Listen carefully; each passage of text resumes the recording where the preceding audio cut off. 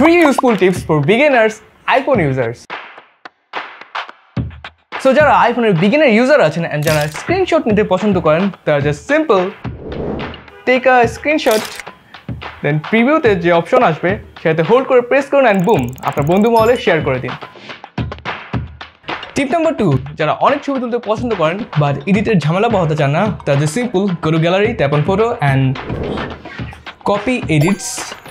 আমরা এডিটটা কপি করে নেব, দেন অন্য একটা ফটোতে গিয়ে জাস্ট কপিটা পেস্ট করে দিব and then boom automatic edit হয়ে যাবে, কোনো ঝামেলা নাই। এখন জাস্ট ব্যাক চলে ডাবল ট্যাপ করে আপনি টর্চ অন থেকে শুরু করে নোটিফিকেশন, ফ্রন্ট ক্যামেরা সব কিছু অন করে নিতে পারবেন। তার জন্য প্রথমে আপনাকে সেটিংসে গিয়ে সার্চ বক্সে সার্চ করতে হবে ব্যাক ট্যাপ। এবার এখান থেকে নিজের পছন্দ মতো ফিচার্স সিলেক্ট করে দিন, ব্যাস।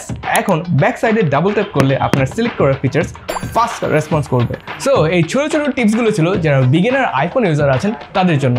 সো এরকম ইনফরমেটিভ ভিডিও পেতে ফলো দিন আমাদের ফেসবুক পেজে অথবা চোখ রাখুন আমাদের ইউটিউব চ্যানেলে।